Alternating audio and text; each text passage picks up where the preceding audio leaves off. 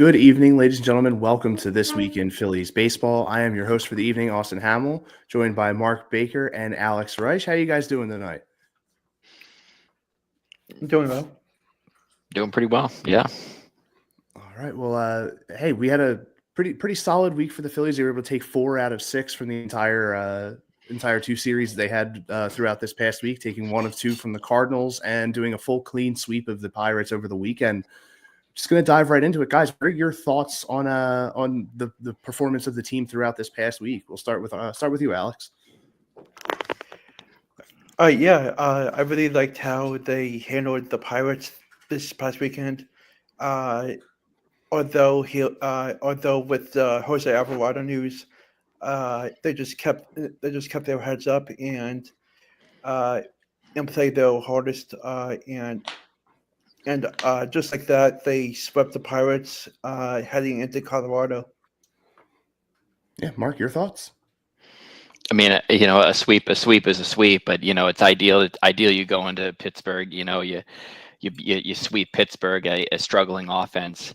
I mean, overall, I thought that Romano did pretty well. He's going to have to step up. But a couple weeks ago, there was a lot of talk about Harper struggling to find his swing. He had a couple of moments this weekend where he's going the opposite way, finding the holes. I mean, we're used to seeing Bryce as like a full on power hitter. That's a good sign going forward. Because I mean, in the past, the Phillies have always relied on the big home run ball, and they certainly get that with Schwarber. But to see the offense humming and being really multifaceted that's what pointed out to me the most. And ideally, you do it against a struggling team like Pittsburgh, but nonetheless, you get the job done. Yeah, absolutely. That was one of the things that I was going to bring up was that you were seeing a lot of really just well placed balls that managed to squeak through the infield, especially in the Pittsburgh series. The Phillies were getting a lot of the small ball stuff going, a lot of sharp hit balls through the infield, a couple of very good bloop singles that made their way through. So it was good to see the offense get rolling the way they did. And I feel like of course, the Alvarado news is big, but I feel like the even bigger news was Aaron Nola going on the IL with the back issue. And on Sunday, the Phillies gave Mick Abel the call up and the start, and he managed to pretty much go blow for blow with Paul Skeens during the 6 innings that he did pitch.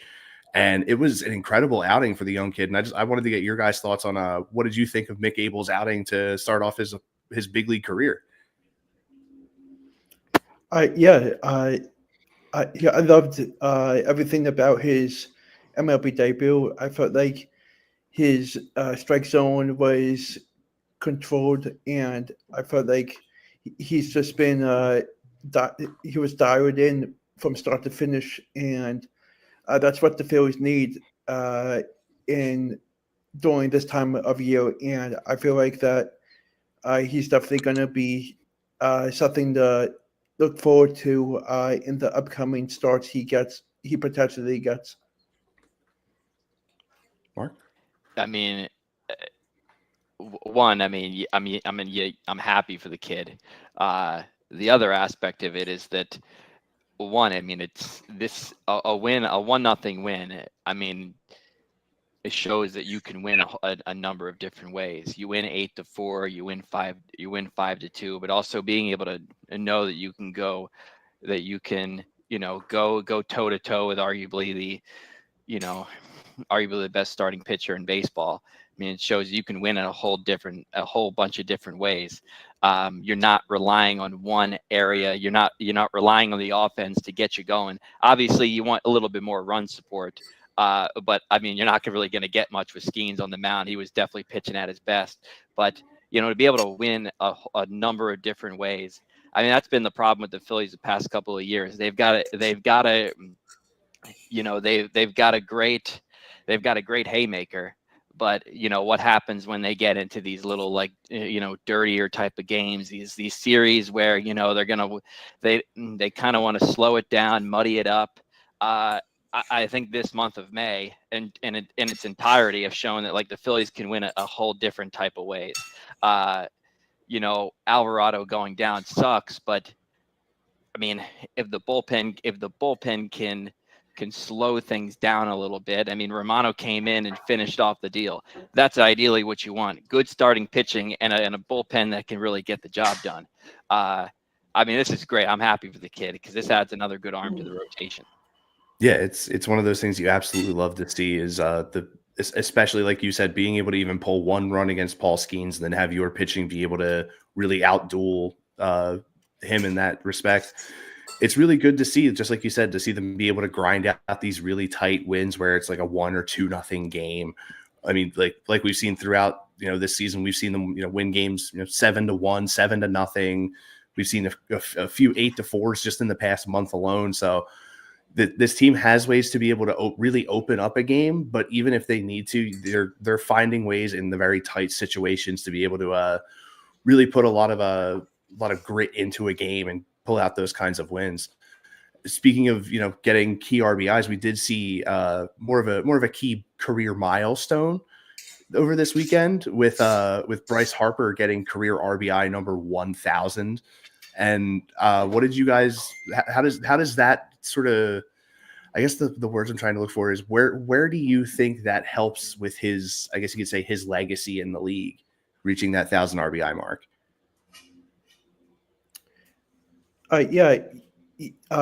Bryce Harper is a terrific ball player from top to bottom, and the way he hits the ball day in and day out is phenomenal, and he deserves every aspect of his milestone, and he's definitely going to continue to rake once the season progresses in the later days of the summer and into early September and October, hopefully. And I'm just really liking how he developed his swing over the years when he was with the Phillies, and I'm definitely looking forward to what's to come. I definitely think it's interesting with Bryce Harper. Since we got Bryce Harper in 2019, there was, we have a number of different memories, even from, his walk-off grand slam against the Cubs in 2019 and the playoffs with Arcia. A lot of legendary moments. It is interesting because the year that we got Harper in 2019, Washington went on to win the World Series without him, and that was always like a gut punch. Obviously it was for the best, but you wonder, it's like what would, I mean, this is a question that you, like, personally he would have to ask. It's like, what would he prefer, a championship or the career accolades, the memories? Because at the end of the day, Washington hasn't really been competitive for 5 years yet. They raised the 2019 World Series banner. They haven't sniffed the postseason anywhere since. So, I mean, it's interesting. It's like, he's an all-time player. I mean, a championship would really put him over the top. But you just wonder, like, personally, I just would wonder. It's like, would you trade all that for a World Series title? Because certainly, when you just look at the accolades, when you just look at the consistency, we won the trade. But it's one of those, and this is where baseball is just a really odd. Major League Baseball is really odd because at the end of the day, Washington has the thing that we've been looking for over 15 years. Yet, when you look at just the amount of work that he's put in 6 years, I mean, it has been worth the money and even more. Absolutely. I do feel like I think personally my favorite Bryce Harper moment so far in his time with the Phillies was the opposite field home run against San Diego that sort of sealed that game and sent us to the World Series. Yep. Just his reaction in the dugout of like, oh my God, I just did that, was like, in my opinion, like it's something that I would say in that situation. Like you just go up there, mind goes completely blank. You do that, you make it all the way back into the dugout afterwards, and you're just like, wait, wait, what? Like Yep. it's there's just so many fun memories of Harper being here. Like even like seeing him battle back from the Tommy John surgery and be able to get into play for that playoff run for the Phillies. Like he's definitely a very tenacious athlete, and he's shown that since day one in the league when he started with Washington, and he maintains that every single game throughout his entire career so far, and I don't see him letting up anytime soon. He's had an incredible career so far, and I really do hope that we get to see him for a good while longer. With that, I think now we would move into what we have coming up for the Phillies next week. Why is this not loading? Oh my goodness. There we go. I had switched off of the tab, and when I came back, it forced it to auto reload. The Phillies do make a bit of a West Coast swing this upcoming week. It's doing a 4-game set Monday through Thursday in Colorado facing the Rockies. The first 3 games of that series start at 8:40 p.m. The fourth and final game of that series is at 3:10. The pitching matchups have already been set, and it looks like it's going to be for the Phillies for those 4 games. It's going to be Sanchez, Luzardo, Walker, Suarez for the Phillies. And for Colorado, we have, I believe, text is really small. I'm sorry. Freeland, Senzatella, Palmquist, and Marquez for Colorado. Just wanted to get your guys' thoughts on this. What do you think of those pitching matchups? How do you think those games are going to go for Philadelphia? I mean, I obviously this is a Philly show, but I mean, to take a second about the Rockies. I mean, the idea that they could have less than 10 wins at Memorial Day is pretty bad. It's really the turn that baseball has taken in the past couple of years, where it's really top heavy. I mean, you go against Pittsburgh, who's the 30th ranked offense in terms of runs batted in, and then you go against Colorado, which is 29th. This is a good opportunity for the Phillies to stay consistent. However, you never want to play down to opponents. But that being said, I mean, it's definitely an opportunity for the Phillies. The Mets have shown that their infield defense is a little bit weak. Their bullpen's been a little bit shaky. I mean, a month ago we're talking about the Mets, and like there's a different aura about them, but at the end of the day, they still have things that kind of remind us that they are the Mets. And this is a good series to kind of like really to bridge that gap.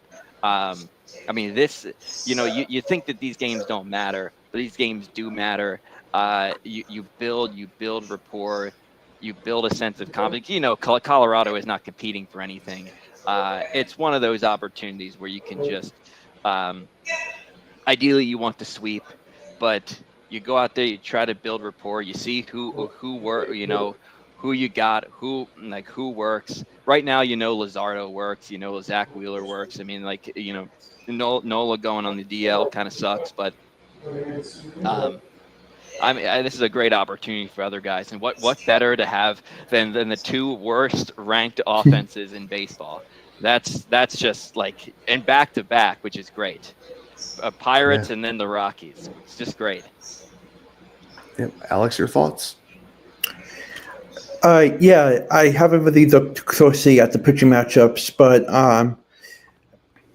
I think the way to go is to get a jump start, no matter how the starting pitcher is for the opposite team, and I feel like Bohm should be a great addition to the series. I feel like he's getting hotter as we go, and as well Castellanos and Schwarber and I think Trey Turner is making his peak. I know he's been slow in the past couple of weeks, but he's definitely batting well once again. But he's not at the right, 100% right in the batter's box, which is pretty. I don't know how to say put it in words, but it's just the way he is at the moment, and I just feel like Schwarber, Harper, Castellanos, those three, those are the big three that are the big three offensive in this lineup, and uh, they'll be crucial later in the week as the week goes.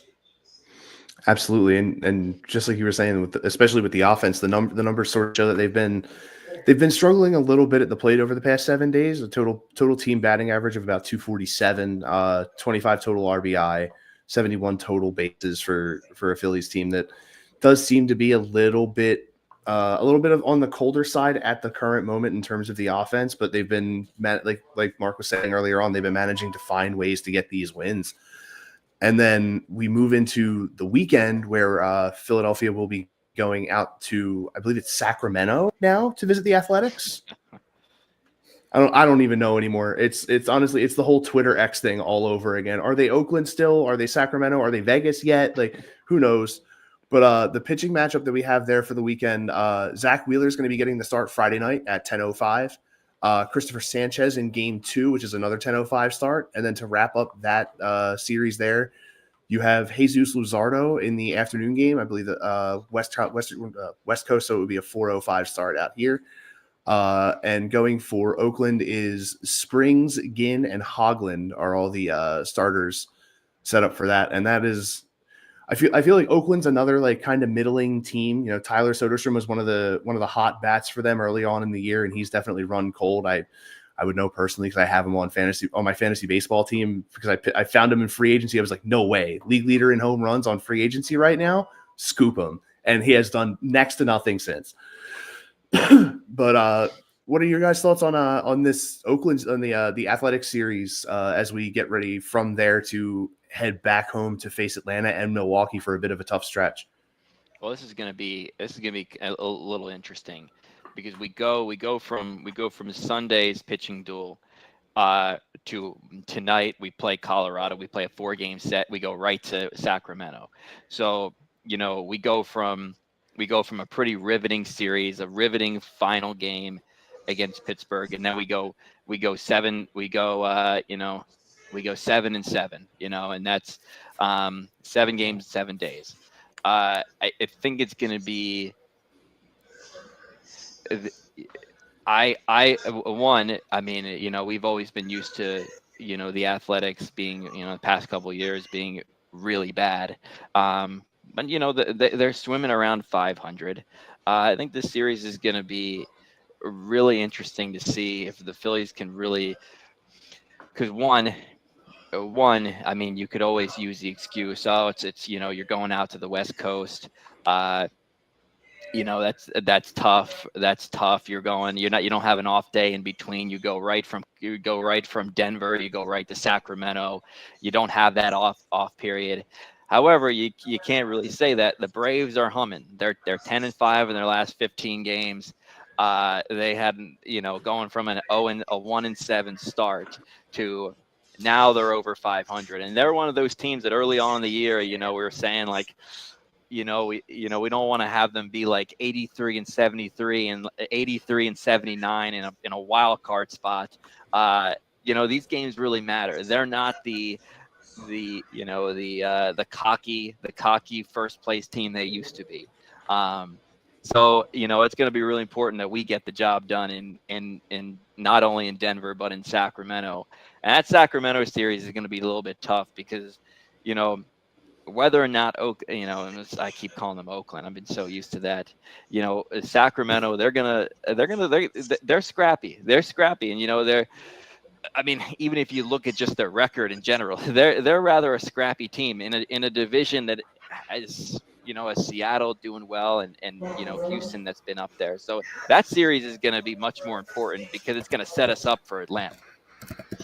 Oh yeah, absolutely, and especially when you look at the standings for where Philadelphia sits right now in the National League East, only a half game back from the Mets, with the Braves sitting 5 games back from first place as well. So we're definitely getting into a bit of a tight race here early on in the season for those 3 teams in the division. And like you said, the Colorado and Athletic series are going to be very, very big for Philadelphia because it looks like the New York Mets are starting to stumble a little bit. I mean, they lost their last game, but it's not been a tough run for them. Their last 10, they're 6-4. Same thing with the Braves. Phillies are 7-3 in their last 10. So there's a chance to potentially step into the NL East lead if everything goes the way we're hoping tonight with Philadelphia out there in Denver. But aside from that, I feel like I would do the minor league report, but I feel like all I would want to talk about is Mick Abel again. To be 100% honest with you, that and also hoping that we get to see an Andrew Painter appearance at some point. But he seems to be doing pretty well down there so far. So there's maybe a possibility that we're going to bounce back and forth between Abel and Painter and letting Walker give us all heart palpitations for the next week or two. But was there any minor league guys that you guys wanted to talk about with what they've been doing down in Lehigh Valley or anything like that? I haven't really I've just been focused on the Phillies all the time, so I'm not really Gotcha. like that big into minor leagues. Gotcha. Mark, you got anything? I mean, a question that I'd have is that, for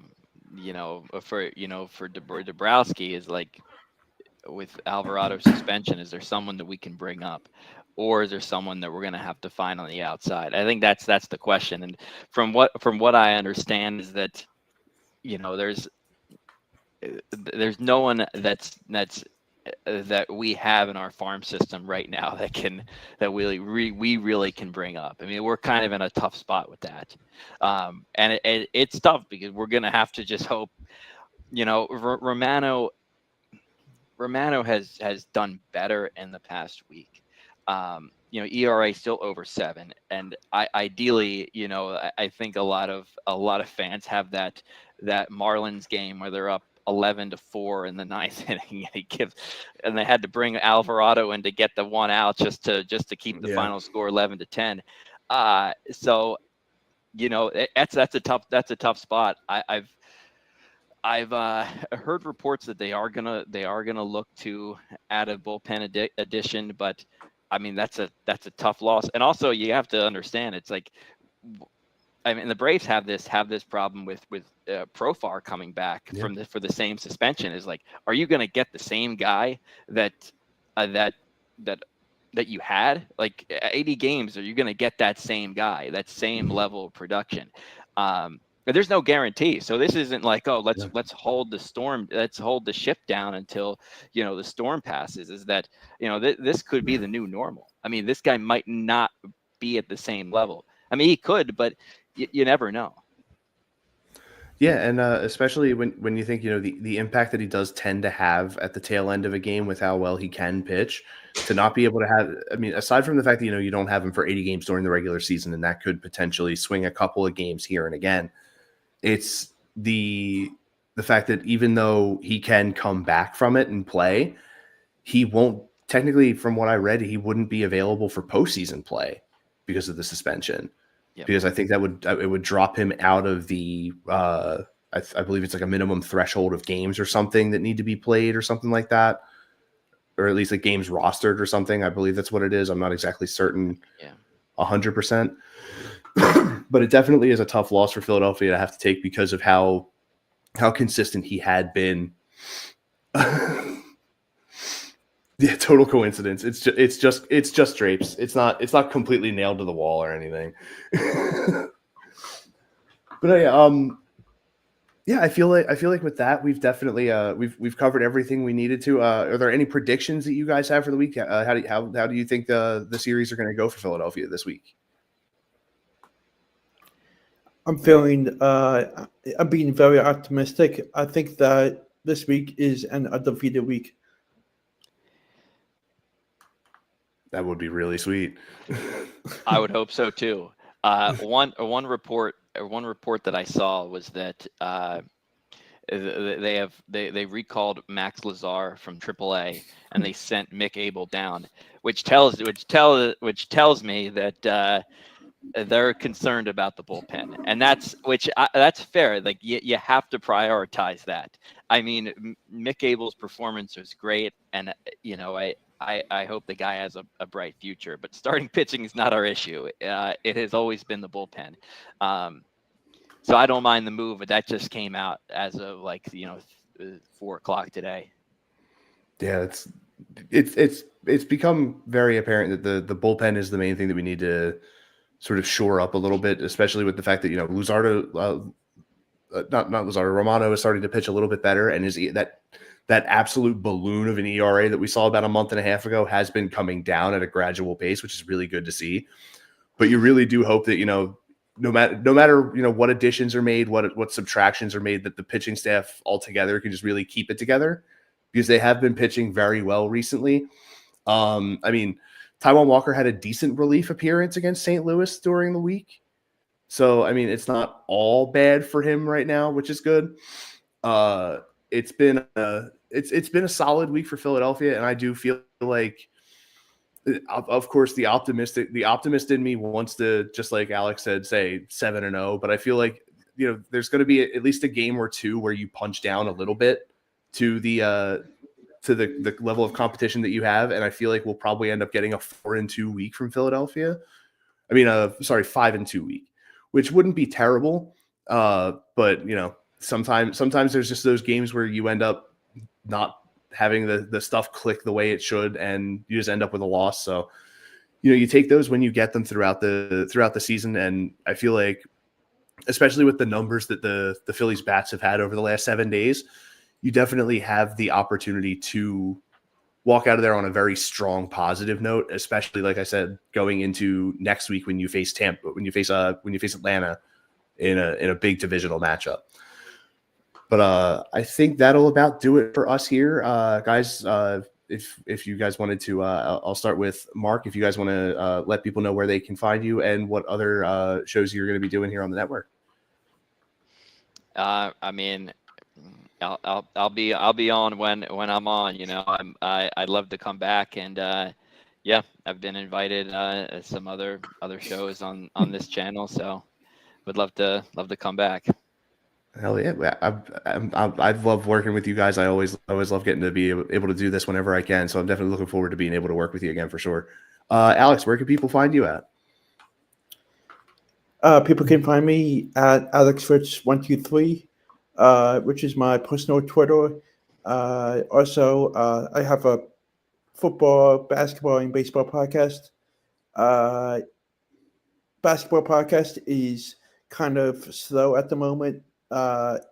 It's majority college basketball talk, but there'll be a couple episodes here and there for that show, and I am doing a college baseball conference tournament recap day 1 tomorrow with college baseball reporter. Yeah, actually, it's Wednesday. Yeah, on Wednesday, I'll be doing it and recapping opening day for the conference tournaments, which starts up tomorrow, and I'll be busy with that, and hopefully a couple more shows from now until next Monday. Awesome. And you guys can find me here next week, joining James Scorza and the guys for another episode of This Week in Phillies Baseball. And with that, I want to thank everyone out there for joining us. Thank you for chiming in. Thank you for the likes and the shares. And with that, we will see you all next week. Enjoy the game tonight, folks. Thanks. Thank you.